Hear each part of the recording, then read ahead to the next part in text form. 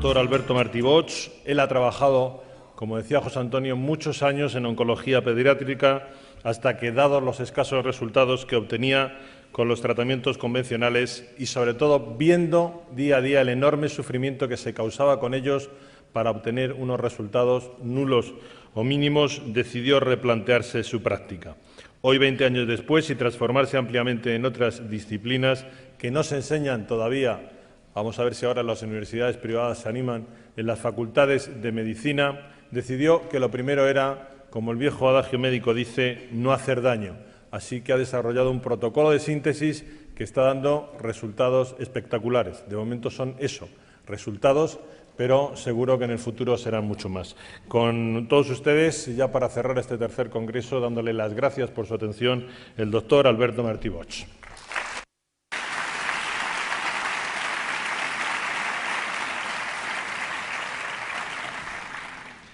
Gracias por su cálida acogida. Gracias, Antonio, por tu presentación. Gracias, José Antonio. Gracias a todos los que también hacéis posible este congreso. Y bueno, voy a intentar explicar en 45 minutos lo que es verdad. Se puede explicar en 5. Pero bueno, yo todavía no he aprendido esa técnica. Mi mujer siempre me dice que tengo que aprender a resumir. Bueno, intentaré resumir lo mejor que pueda. ¿En qué se basa el fundamento médico?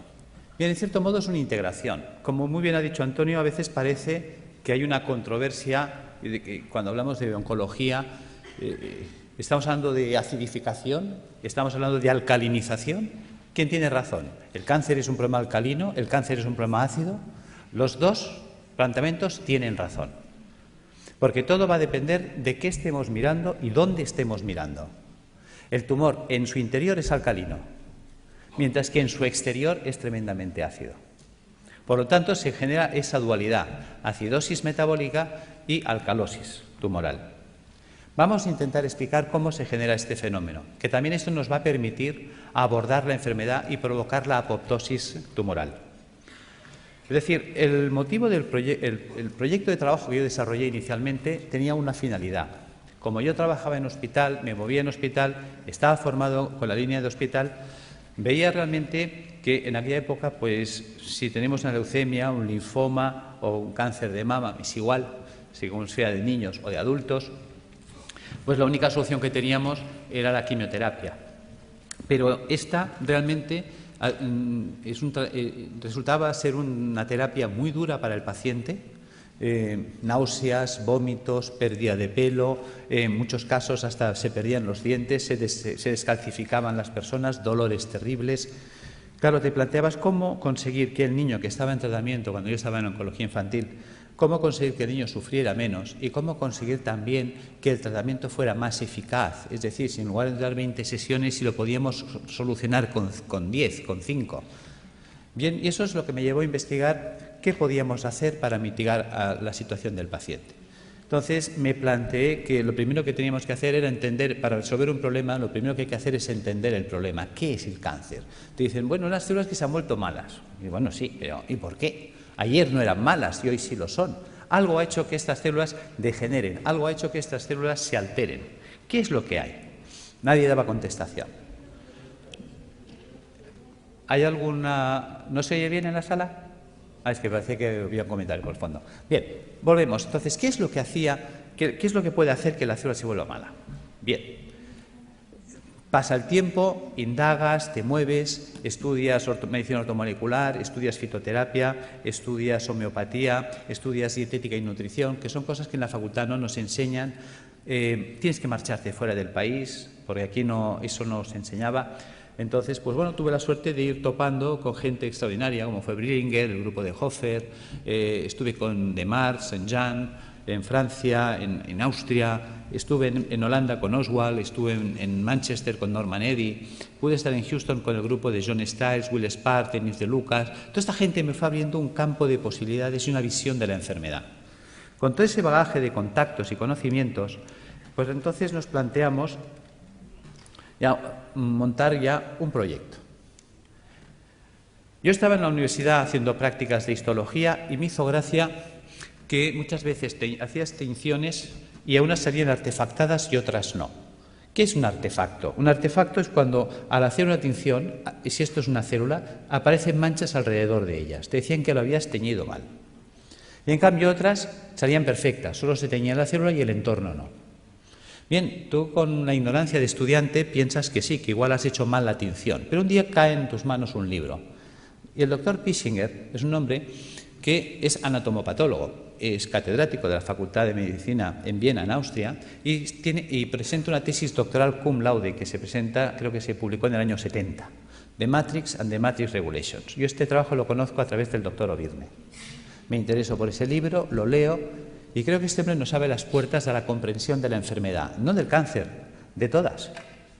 Este hombre nos plantea que la enfermedad empieza alrededor de la célula, no en la célula. Es el entorno celular el responsable de que la célula se altere. Bien por fallo renal, bien por fallo hepático, bien por fallo pulmonar o bien por fallo multisistémico, todos a la vez. El sistema básico podríamos decir que consta de esto, de pulmón, hígado, riñón, sistema vascular arterial, sistema vascular venoso, sistema intersticial, célula. En este caso hemos puesto la piel, pero que sepáis que también puedo poner mucosa, es indistinto. Si os fijáis, de aquí para aquí piel y de aquí para adentro mucosa. Si ahora cortara el labio, tendría en un lado piel, otro mucosa y el sistema celular en medio. Luego entenderéis por qué explico este detalle. Bien, ¿qué ocurre?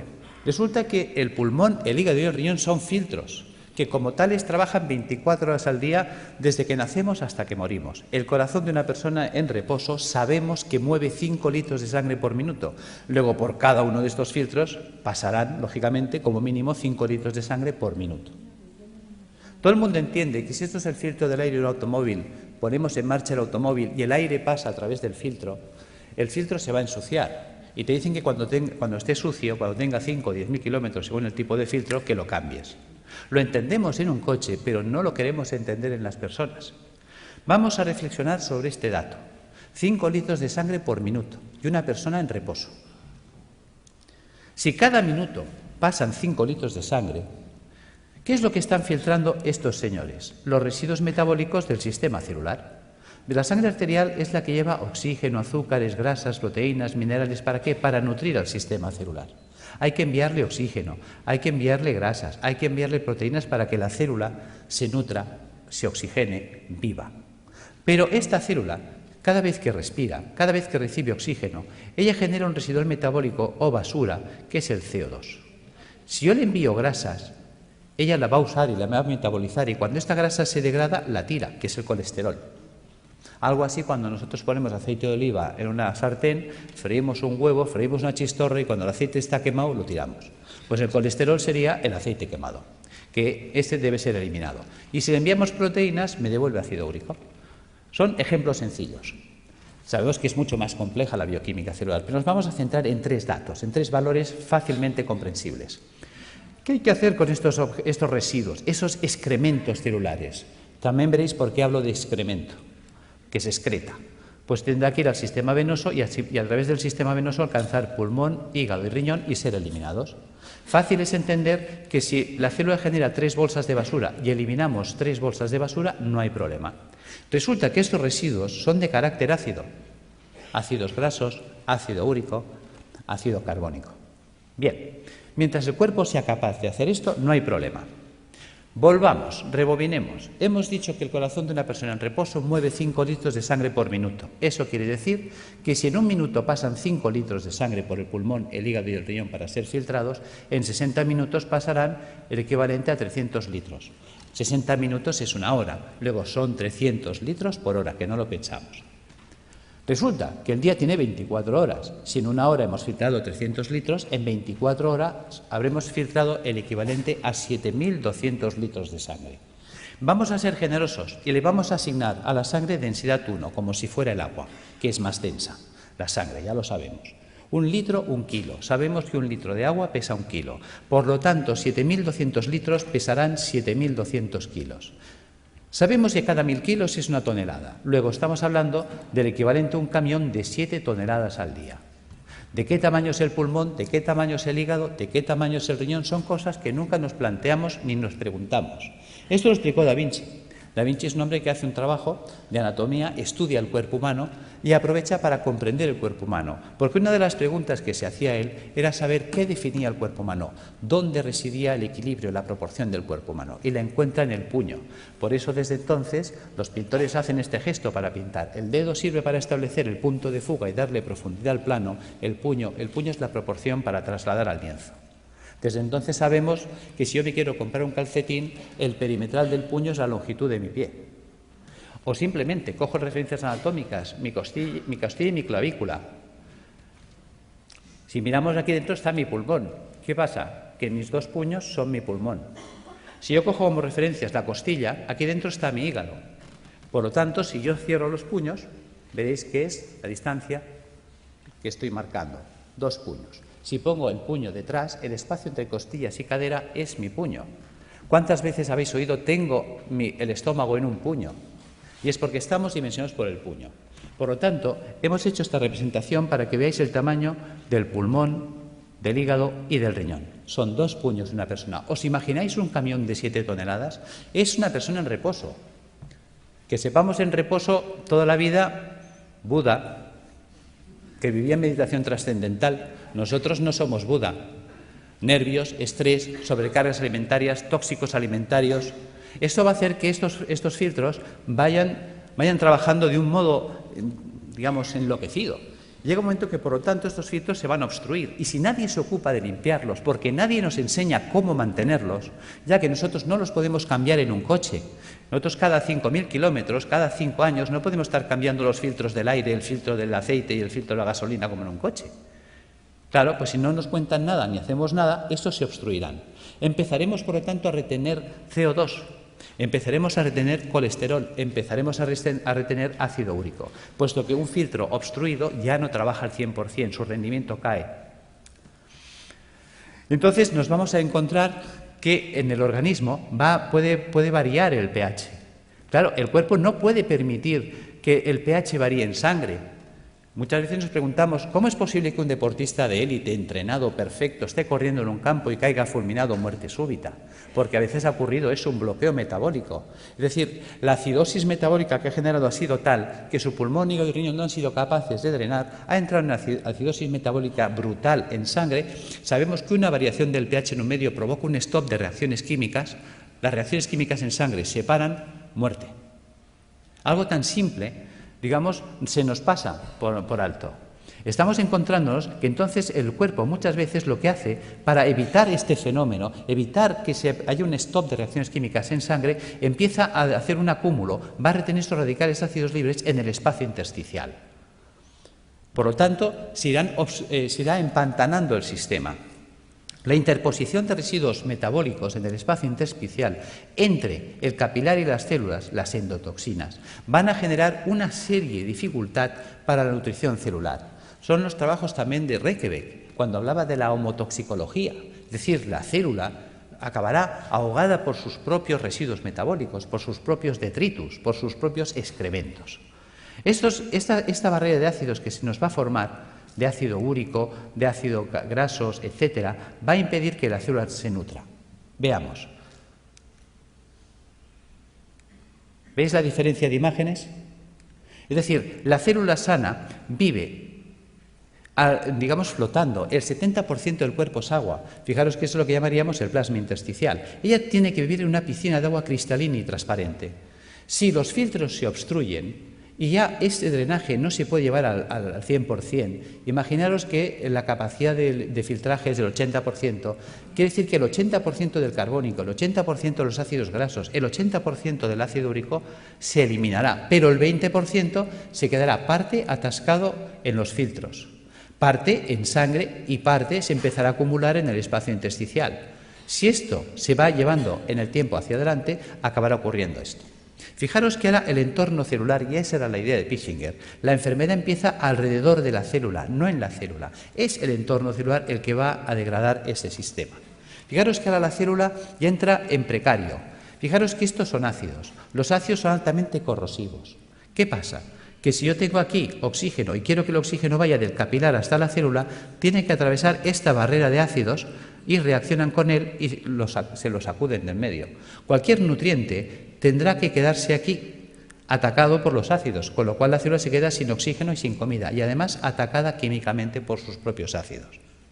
Fijaros que esto explica el por qué. Cuando yo tengo un tejido sano y hago una tinción celular, no se artefacta el entorno celular, mientras que cuando tengo un tejido enfermo y hago una tinción en una anatomía patológica, sí se artefacta el entorno celular, sí que fija colorantes. Se utilizan habitualmente colorantes de carácter básico, los ácidos fijan las bases, luego el entorno celular se ha vuelto ácido.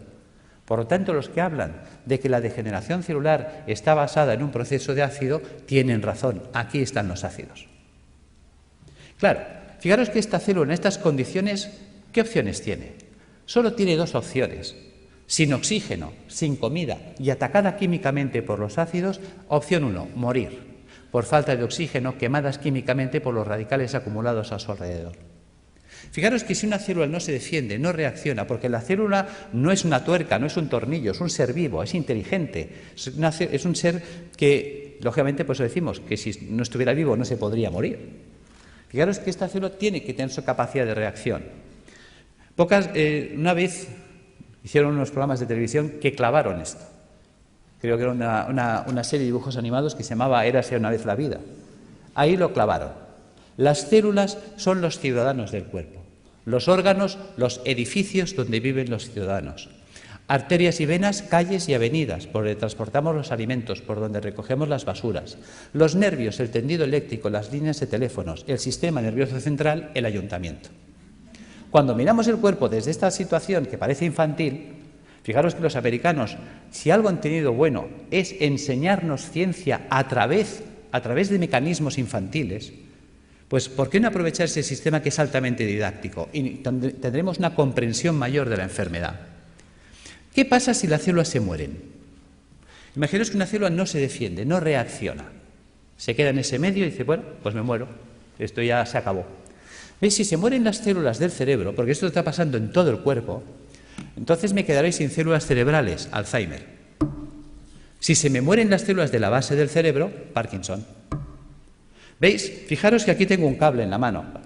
Por todos sitios hay cables. Los cables tienen un forro de plástico. Los cables conducen los impulsos eléctricos que en estos momentos nos permiten la informática, la luz, todo. En el cuerpo los nervios conducen todos los impulsos eléctricos y electroquímicos. Pero están forrados de la vaina de mielina. La vaina de mielina sería el plástico. ¿Qué pasaría si yo echara un chorro de ácido sobre los plásticos, sobre los aislantes de los cables? Que el ácido haría una acción corrosiva sobre el plástico. El cable se cortocircuitaría, pero dejaría de conducir. ¿Qué pasa si resulta que los nervios que me están uniendo esta célula con el cerebro, la mielina es atacada por los ácidos que hay a su alrededor?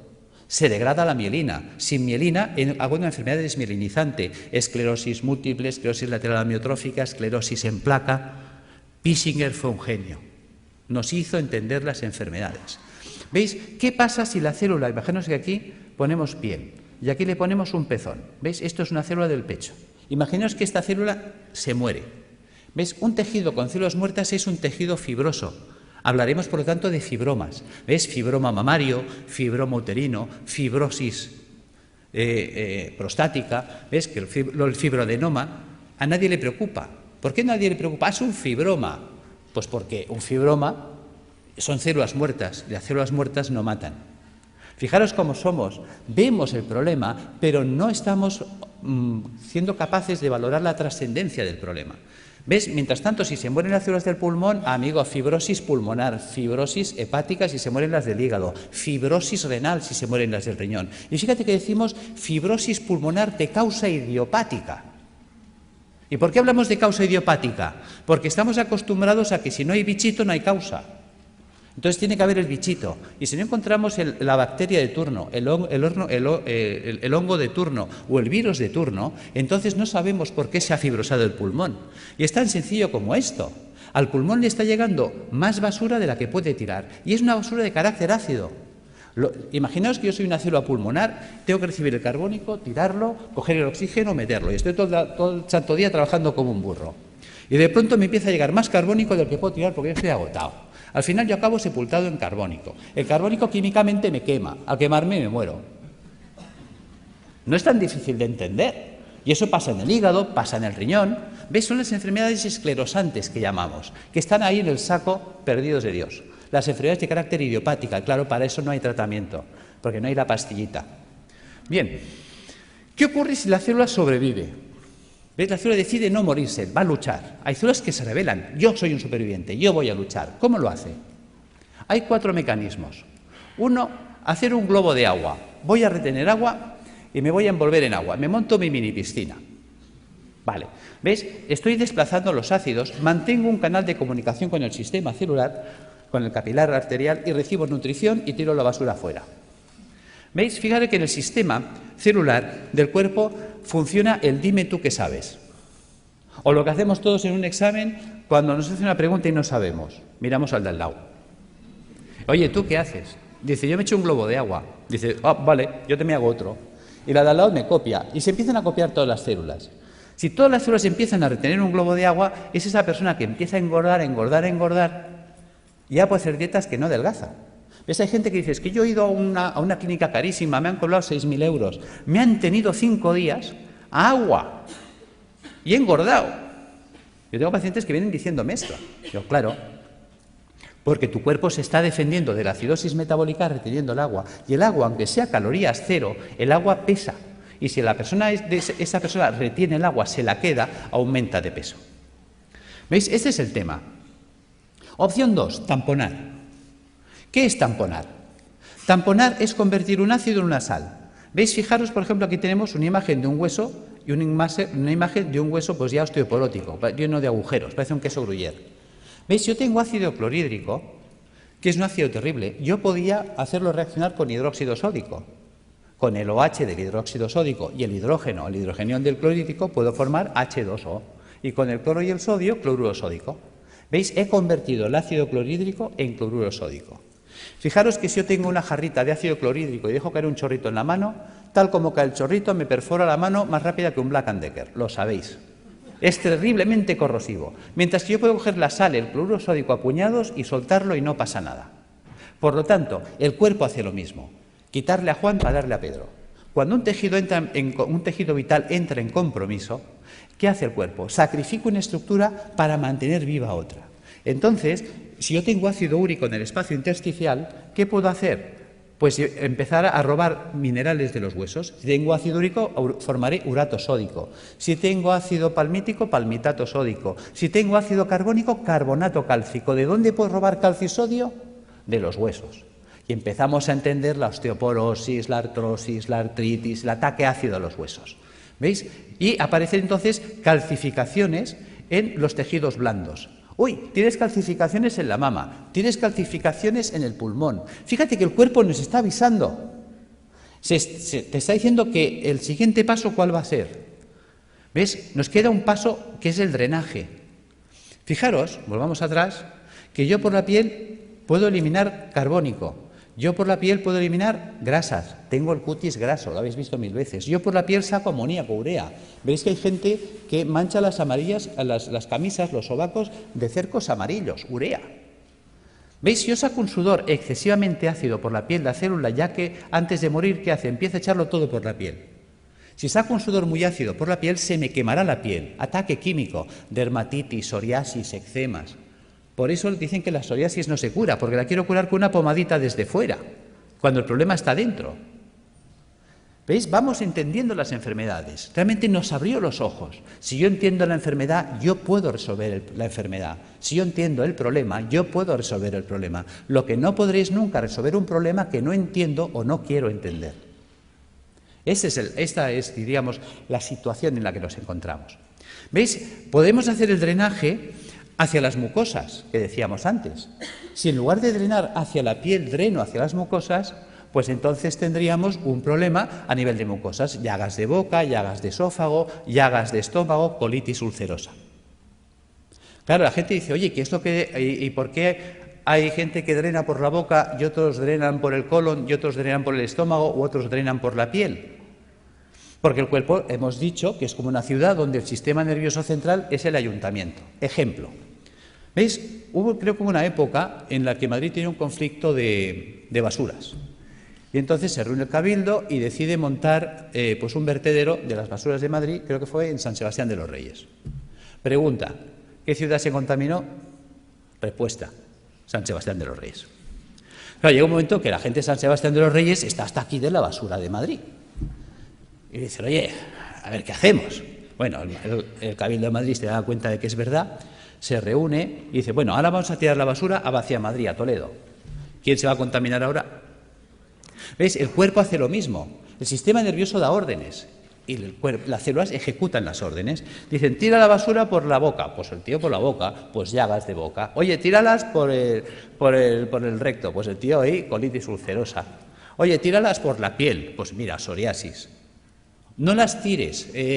Coge todo el calcio y todo el sodio que quieras del hueso. Pues mira, artrosis, osteoporosis. ¿Ves? Según la orden que da, la célula actúa. ¿Veis? Fijaros que eso es importante entenderlo, aunque sea en clave de cómics. Opción 4, mutar. ¿Qué es mutar?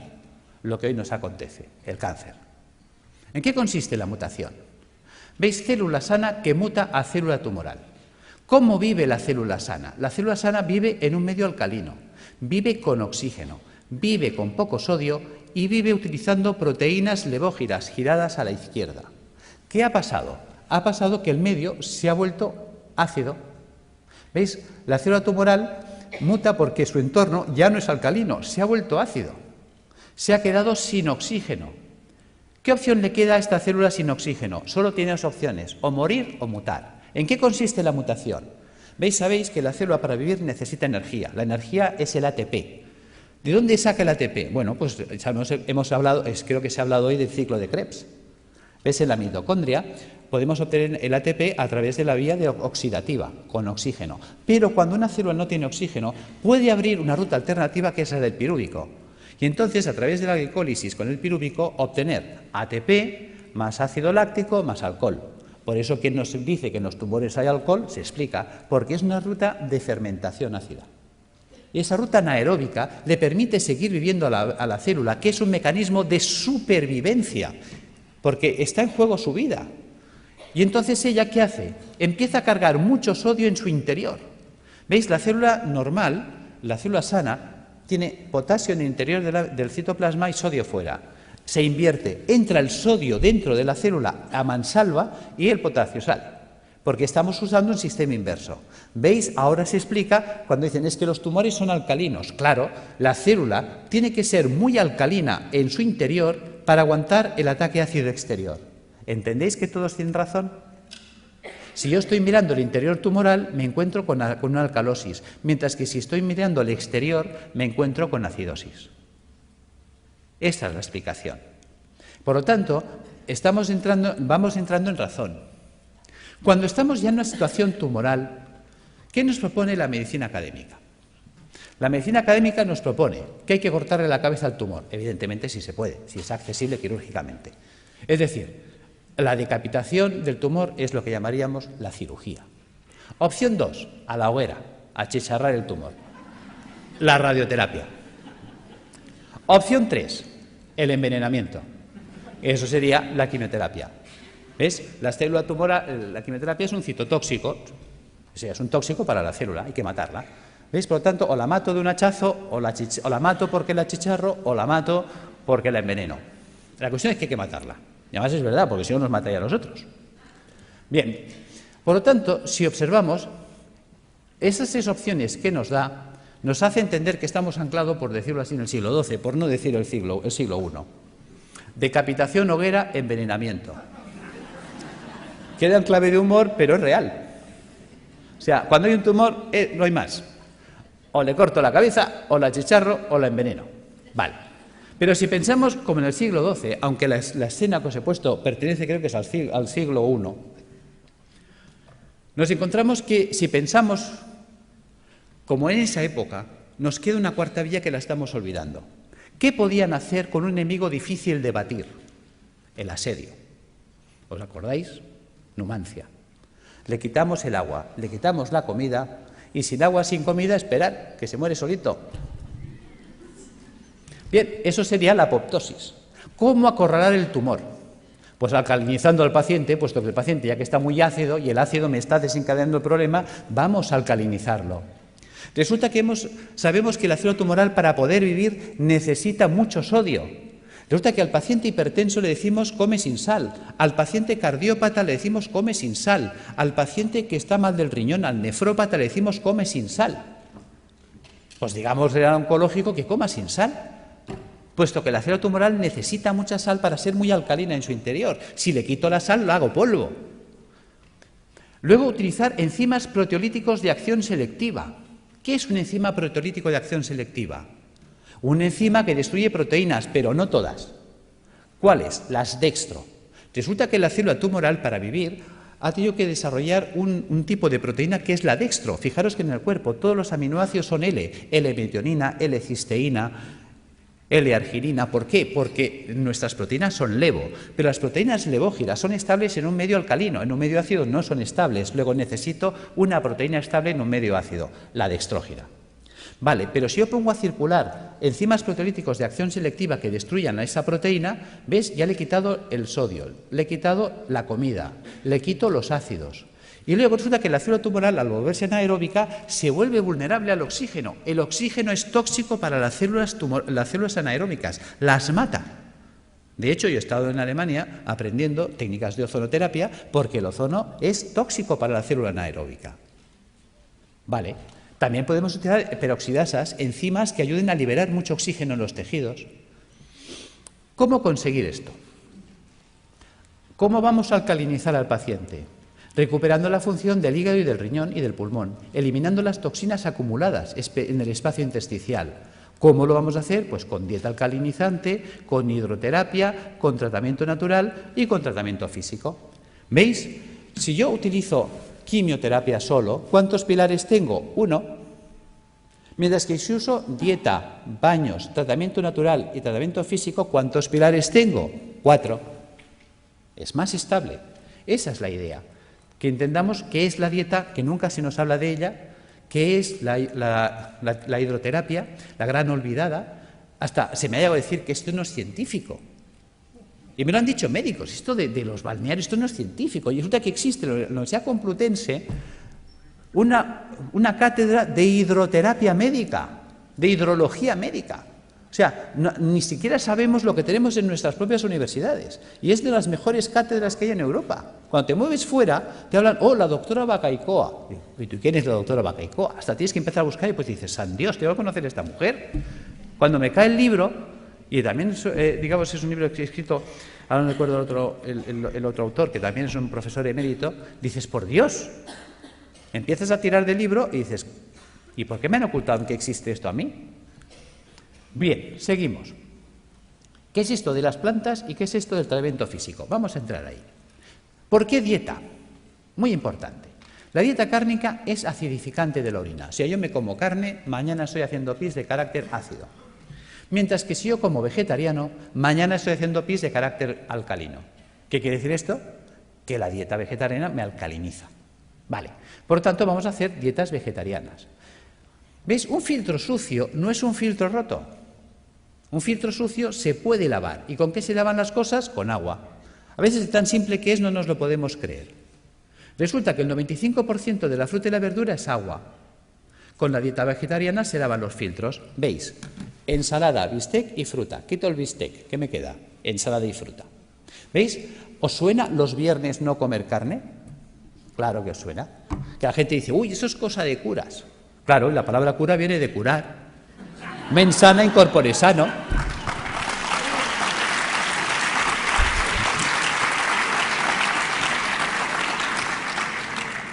Claro, ¿qué ocurre? Que cuando las cosas, gracias, pero bueno, es para romper un poco el ritmo porque estaréis cansados y dormidos. Claro, ¿qué ocurre? Claro, la gente lo relaciona con los curas, pero con la parte mística. Claro, dice, la gente dice, ¿y esto de dónde lo han sacado los curas? Vas tirando del libro y los curas lo sacaron de un médico, Galeno.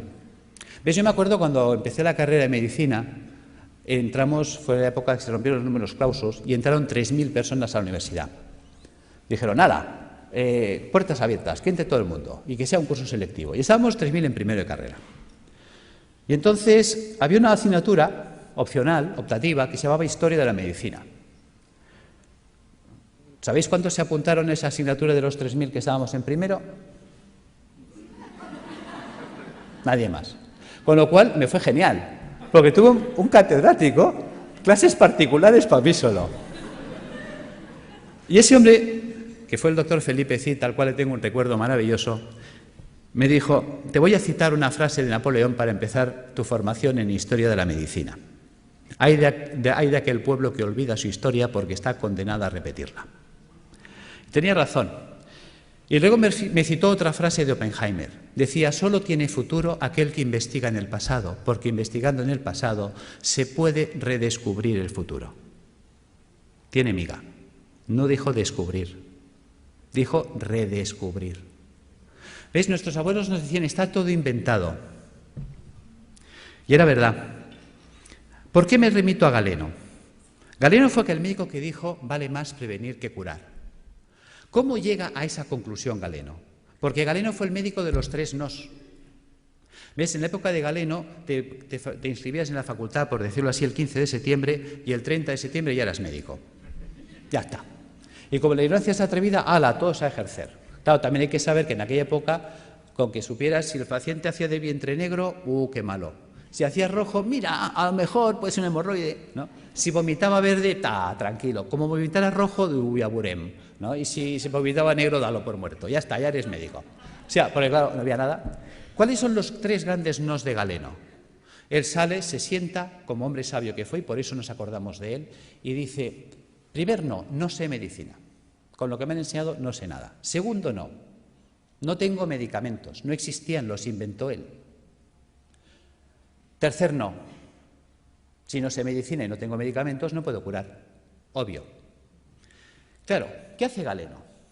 A Galeno le enseñan la medicina hipocrática. Hipócrates había dicho otra cosa. Hipócrates dijo: que tus alimentos sean tus medicamentos, que tus medicamentos sean tus alimentos. Y se queda tan pancho. ¿Por qué dice esto? Porque él observa cosas curiosas. En aquella época la gente vivía muy asilvestrada, todos vivíamos en el campo, muy silvestres, y encima vivíamos con vacas y ovejas, y sinceramente el ser humano tiende a copiar y a hacer lo que hacen los demás animales. ¿Ves? Que además es curioso, tiene relación con la historia de la medicina y la historia del medicamento. ¿Veis? Fíjate que un vaquero, o sea, un señor que cuidaba vacas en Escocia, creo que fue, le contó a un veterinario que había observado, que le llamaba la atención desde pequeño, que cada vez que una vaca le salía un tumor o un bulto en la mama, en las ubres, pues que dejaba de comer pasto normal y se iba a buscar una planta que nunca la comía, que nadie la quería. O sea, tú se la ofrecías y te la escupía. Pero cuando tenía un tumor o un bulto en las ubres, iba como loca a buscarla. ¿Y qué iba a buscar esa vaca? Vinca, la vinca per vinca. Resulta que el veterinario no deja en saco roto el comentario del pastor, sino que coge esa planta y se la lleva a la universidad y la analizan. Y se dan cuenta que es verdad, que en la vinca existe un principio activo antitumoral. De ahí salió la vincristina. ¿Os suena? ¿Veis? La historia del medicamento viene de las plantas. Pues lo mismo hizo Galeno. Galeno se da cuenta de que Hipócrates hablaba de que los pacientes que se ponían amarillos, es decir, el hígado, empezaban a comer como locos alcachofas, se veían alcachofas. Entonces, muchos mejoraban si comían muchas alcachofas. ¿Cuál era el problema? Que había que comer 60 alcachofas al día. Se establece un concepto de dosis. Claro, a ver quién es el guapo que desayuna, come, merienda y cena 60 alcachofas al día y durante un año. O sea, cuando le recomendabas a un paciente que hiciera eso, o que si estaba mal de riñón se comiera 60 cebollas, pues cogían el cesto, se iban a ver a Hipócrates y decían: mira, tío, que lo dejo, que me da igual, que yo me muero. Segundo problema que había: pues si se acababa la temporada de alcachofas, ¿qué hacemos? Pues a Galeno se le enciende la bombilla. Galeno se da cuenta que la planta seca conserva lo que él llamaba el espíritu curativo de la planta, que es lo que conocemos como principio activo, y que la planta seca quedaba reducida al 5%, que esa planta seca se podía hacer polvo, se podía poner en un cilindro y con un pistón se podía machacar. Y la podía comprimir. Acaba de inventar el comprimido. Y en un comprimido le atizaba 10 alcachofas, con lo cual si te daba 2 comprimidos, desayuno, comida y cena, eso funcionaba. ¿Ves? Y en montar los extractos, empieza a montar la galénica, el arte de hacer medicamentos. Entonces él se da cuenta que hay plantas que limpian el pulmón, plantas que limpian el hígado, plantas que limpian el riñón. Entonces llega una dieta eminentemente hídrica, la cura de aguas, que os suena, y le ponemos plantas que limpian el riñón, plantas que limpian el hígado, ¿ves? Por ejemplo, una cola de caballo, un té verde, una arenaria, o pongo una alcachofera, un diente de león, un boldo, o pongo una planta que me limpia el pulmón, el tomillo, el gordolobo, el llantén. ¿Veis? Hagámoslo simple, va, voy a coger té verde, alcachofera y tomillo. ¿Veis? Ya tengo la fórmula de las plantas que me van a limpiar los filtros. Si le paso agua y jabón, se limpiará más rápido. Claro, si encima le cojo los trabajos de Demetrier con los oligoelementos, me meto en los trabajos de, digamos, de eminentes investigadores en el mundo de la ortomolecular, vitaminas, enzimas, las acciones que tienen, vamos a mejorar la actividad y la funcionalidad de estos órganos, con lo cual el drenaje de los ácidos se va a activar. Me voy a remitir también a Galeno. Galeno se da cuenta de la importancia de los baños termales. Fijaros que en aquella época habían las termas romanas. ¿Ves? Galeno establece un sistema de dieta a la gente que venía a su consulta.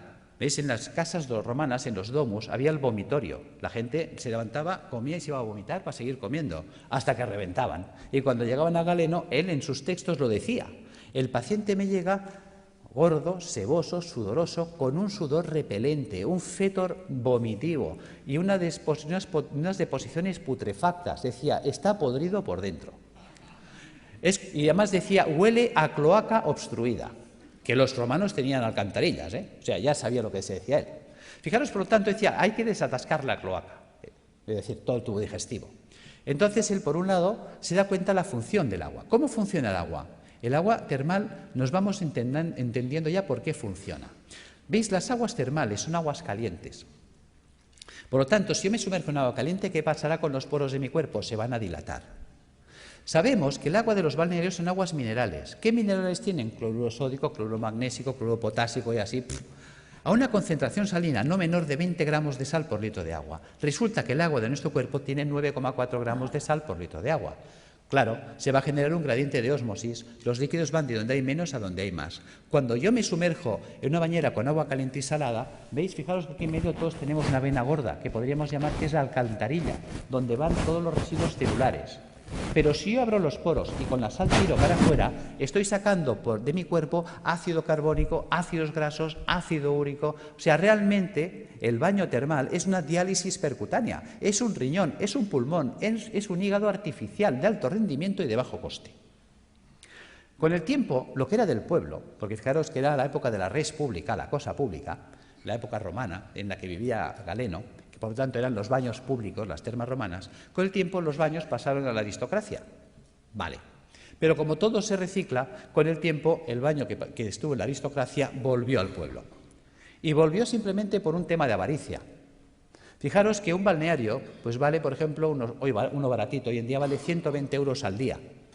Quiere decir que un tratamiento de 30 días nos costaría 3.600 euros y estabilizar a un paciente oncológico 10 meses, 36.000 euros. ¿Quién se puede pagar esto? Un rico. ¿Pero qué es un rico? Pensemos. Y no me digáis que es un tío con pasta porque es falso. Sabiduría popular. El padre obrero, el hijo caballero, el nieto pordiosero. Es decir, hay el que hace el dinero, hay el que se lo ventila y la familia venida menos. ¿Veis? Un rico no es eso, no es un señor con pasta. Un rico es un señor que siempre está pensando cómo tener las cosas sin pagar, que por eso es rico. Porque gana y no gasta. ¿Ves? El rico iba al balneario y dice, a ver, ¿qué tiene el balneario que cura tanto? Dice que las aguas son termales. Dice, Pepe, pon un termo en mi casa. ¿Ves? Si yo caliento lo hago en un termo, el agua que sale del termo es termal. ¿Qué más necesito? Dice, es que esto, una bañera. Pues Pepe, pon una bañera. ¿Qué más pasa? Oh, es que el agua son minerales. Jacinto, tú que eres químico. A ver, ¿qué tiene el agua que cura tanto? Jacinto que analiza y dice, oh, es que el agua tiene minerales. ¿Cuáles? Cloruro sódico, cloruro magnésico, cloruro potásico. Joder, esto es sal de cocina, ¿no? Sí, pues échale sal al baño. ¿Cuántas veces habéis oído sales de baño? Pero ¿cuántas veces os habéis preguntado por qué hay que echarle sal al baño? ¿Cuánta sal tengo? Uy, perdón. ¿Cuánta sal tengo que echar al baño? ¿Para qué tengo que echar al baño? ¿Ves? Nunca nos preguntamos. Somos poco curiosos. Resulta que Jacinto, que era químico, le dice, es que tiene 20 gramos de sal por litro de agua.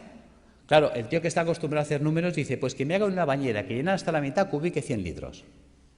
Las bañeras estándar de casa, llenadas hasta la mitad, cubican 100 litros de agua. Dice, ¿y eso? ¿Y por qué hasta la mitad? Hombre, hasta la mitad, porque por el principio de Arquímedes, cuando yo me meto en la bañera, el nivel del agua sube. Luego dejo un espacio o a fregar. Bien. ¿Por qué 100 litros? ¿Cómo sé que en mi bañera tengo 20 gramos de sal por litro de agua? Echando 2 kilos de sal. ¿Ves? 2 kilos son 2.000 gramos. 2.000 gramos en 100, tacho 2 ceros. Tacho 2 ceros, 20:1. Ya tengo la concentración salina. ¿Qué vale 1 kilo de sal? El otro día lo compré en el Capravo, mientras no nos suban el IVA, a 15 céntimos el kilo. Luego 2 kilos, 30 céntimos. 30 céntimos por 30 días, 9 euros. Y en casa. Yo tengo pacientes que me llegan desesperados, y no por falta de razón. Me dicen, estoy en insuficiencia renal crónica desde hace 10 años. Ya ha entrado en lista de trasplante, no aparece el trasplante y vienen hechos una pena, pobrecitos. La diálisis ya no da de sí y como no aparezca un riñón en 6 meses, yo no salgo adelante. Simplemente por decirle, ponte en la bañera con 2 kilos de sal cada día, a los 15 días ese hombre está alucinado de cómo tiene sus análisis, porque está haciendo una diálisis diaria. Está sacando ácido úrico por los poros, por ósmosis. Ósmosis percutánea. No pensamos el poder de la bañera. Ahora la gente está quitando las bañeras y abriendo los balnearios.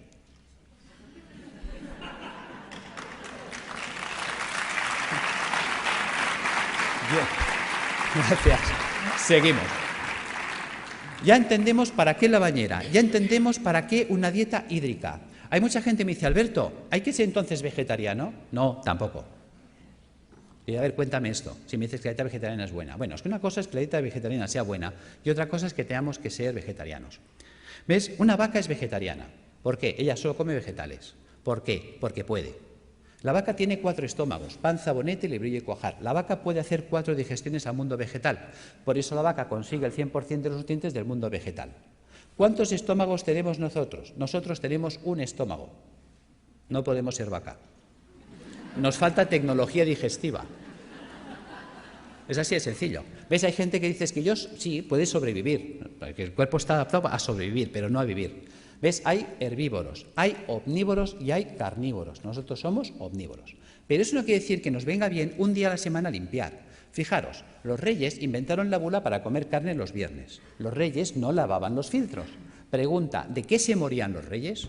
Los reyes se morían de gota, de ácido úrico. ¿Ves? Los ácidos son los que nos matan. Si a mí se me tapa el riñón, yo no podré eliminar el ácido úrico. El ácido úrico me va a corroer los huesos, un dolor terrible, y me va a corroer el sistema arterial por dentro y venoso. Al final me muero de una hemorragia urémica. Fijaros, perforación de las arterias, muerte. Si a mí se me tapa el hígado, no podré eliminar el colesterol. Si no puedo eliminar el colesterol, se me acumulan las arterias, se taponan, infarto, muerto. Si a mí se me tapa el pulmón, no podré eliminar el CO2. El CO2 se me acumula, ya sabéis, es citotóxico, muerto. Los ácidos nos matan. Tan sencillo como esto. Entonces, si añadimos esto a la dieta hiposódica, que ¿cómo afecta esta dieta a la célula tumoral? La célula tumoral necesita mucho sodio para alcalinizar su citoplasma y poder así contrarrestar el ataque ácido externo. Si se queda sin sodio, no puede hacerlo. Y entonces el propio ataque ácido también la puede matar.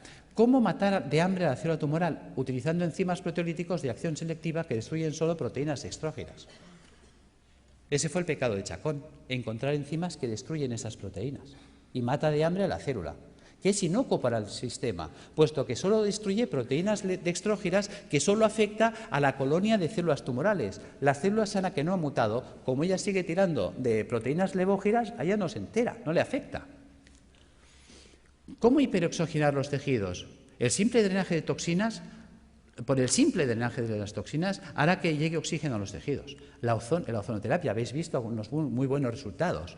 Y suministrando al paciente enzimas hiperoxidasas, que también van a mejorar muchísimo.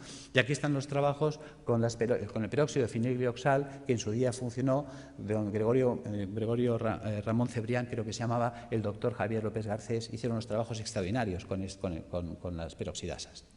Y yo las uso, funcionan muy bien. Tratamientos físicos, claro que sí, la acupuntura, la osteopatía, la quiropraxia, la magnetoterapia, todo esto nos va a ayudar a reequilibrar todos los sistemas bioenergéticos del cuerpo. ¿Qué ha pasado con toda esa acción que hemos desarrollado? Pues que la célula tumoral, su entorno ya no es ácido. A la célula tumoral le llega oxígeno, que es tóxico para las células. anaeróbicas o tumorales. Se queda sin sodio y se queda sin proteínas dextrógiras. Traducido, la célula sana conserva íntegra toda su ruta metabólica, todo lo que ella necesita para vivir, mientras que la tumoral se la hemos quitado. Algo así como si yo tengo una célula que se ha adaptado a vivir en agua dulce, un pez que se ha adaptado a vivir en el agua dulce, y cojo ese pez y lo pongo en el mar otra vez. Ese pez de río en el mar se va a morir, aunque esté en agua, porque el agua es distinta. No es su ecosistema.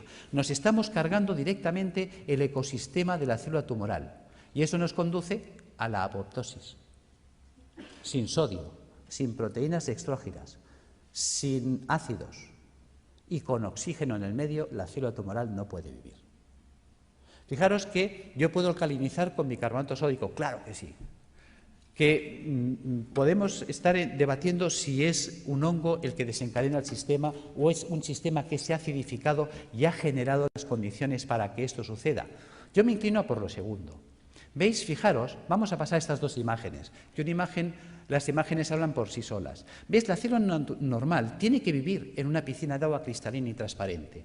Mientras que si nosotros no hemos cuidado, porque nadie nos ha hecho entender la importancia de comer un día a la semana vegetariano, de bañarnos un día a la semana en agua con sal, de tomar plantas depurativas que nos ayuden a tener limpios los filtros, mira qué fácil es. ¿Ves? Si nosotros desde pequeñitos acostumbramos a nuestros hijos a bañarse en la bañera con 2 kilos de sal, a comer vegetariano un día a la semana y a tomar una infusión de alcachofa, tomillo y té verde, esto estaría funcionando limpio toda la vida. Y entonces estaríamos siempre en estas condiciones. ¿Veis? Fijaros, si yo no limpio esto, ¿qué pasa? Que ahora esta célula que tendría que estar viviendo en una piscina de agua cristalina y transparente, ahora tiene que vivir en una piscina de aguas fecales, sus propios excrementos, porque a lo que hemos comentado antes, ¿veis? A esto, al ácido carbónico, al ácido graso y al ácido úrico le podemos llamar el excremento celular.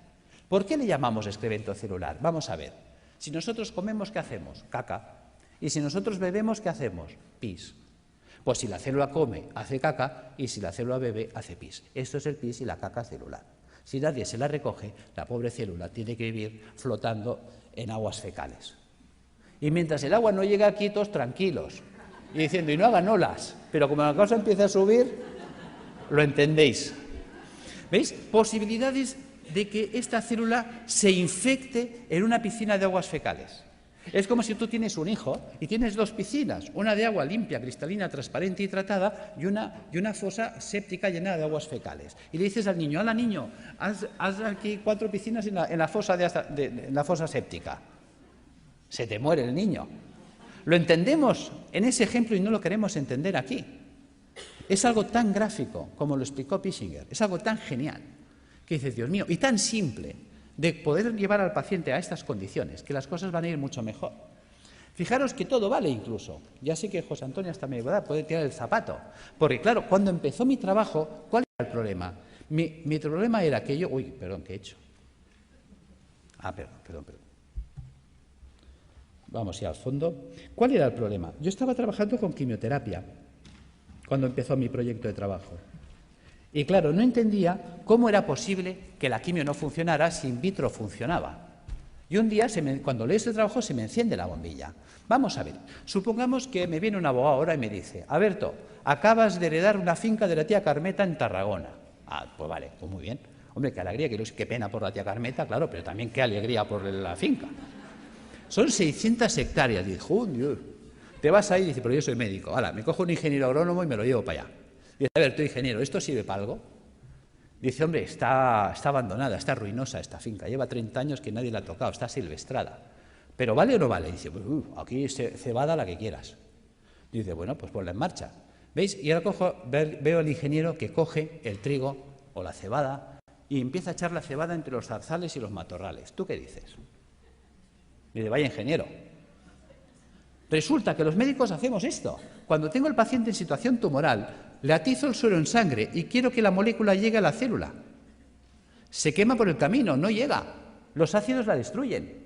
Entonces tengo mucha toxicidad y poca efectividad. Claro, cuando limpias el sistema, si tú ahora pones la quimio en sangre, ¿cuánta quimio llega? Toda. Manda huevos, que decía Trillos. Claro, con este sistema, ¿qué pasa? ¿Ves? La célula sana está harta, ha comido, está bien alimentada, ella no tiene hambre. Resulta que la que tiene hambre es la tumoral. Luego es mucho más sensible y por eso veíamos que pacientes que necesitan 20 o 30 sesiones, en 3 o en 4 entran en remisión completa. Ahí está la gracia. Es decir, que tampoco obliga a renunciar a nadie porque el miedo es muy fuerte y si dejo el hospital, ¿qué me pasa? Que no te pasa nada, tío. O sea, que conseguimos que los pacientes tolerasen mejor. Pero es que estamos viendo cosas sorprendentes. Yo ahora he estado en Calcuta con los doctores Banerjee y el año pasado estuve con ellos en la Facultad de Medicina y me interesé muchísimo por sus trabajos. Llevo 20 años trabajando con homeopatía y yo la utilizaba como para tratar el terreno, para desintoxicar el sistema, que son los trabajos de Reykjavik, que todo eso me ha ido muy bien. Pero cuando he puesto en marcha los protocolos de Banerjee, sorpresa. Una sorpresa preciosa ha sido un caso clínico, y con eso cierro, de una chica joven de 31 años que viene a mi consulta el mes de mayo, en muy malas condiciones. Esta chica, pues le detectaron un tumor cerebral estando embarazada de 34 semanas. Entonces se le ponen anticonvulsivantes, antiedematosos, se le hace cesárea, se salva a la criatura, se le opera, se le quita el tumor cerebral en la medida que se puede, ya sabéis que siempre se hace lo que se puede, no la limpieza total nunca es posible. Se revisa y le encuentran en la revisión general que tiene metástasis en ambos pulmones, metástasis hepáticas, las cadenas ganglionares torácicas invadidas, todo el sistema linfático abdominal invadido, metástasis óseas, metástasis musculares. En esta situación deciden, con buen criterio para mí, no abordar quimioterapia ni nada porque es que la situación está tan avanzada, es un grado 4 tan avanzado que la calidad de vida que va a tener la paciente y las posibilidades de sobrevivir más de 2, 3, 4 meses lo van a ver difícil. Entonces deciden tratamiento paliativo y nada más. En estas condiciones llega la consulta y pones en marcha todos estos dispositivos. Y además asocias los protocolos de Banerjee, le pones rutagravelons y más calcárea fosfórica para atender el campo cerebral, el calicarbonicum para atender el pulmón, el hidrastis canadiensis para atender la carcinomatosis difusa, el finfitum y el hipericum para las metástasis óseas. Sorpresa. Resulta que al mes viene muy mejorada la mujer. En el mes de julio se le pide pruebas y se las hacen el 13 de julio. Y en el 13 de julio le observan, después de 2 meses y medio de tratamiento, que las metástasis pulmonares habían desaparecido, las metástasis hepáticas desaparecidas, las lesiones ganglionares en remisión completa, la lesión tumoral ni rastro cerebral desaparecida y las lesiones metastásicas de huesos y de músculos reducidas en un 50%. Esta mujer la volvemos a ver en septiembre, el estado general actual es increíble. Realmente está evolucionando muy bien. Ha sido catalogada de remisión espontánea. Y decimos...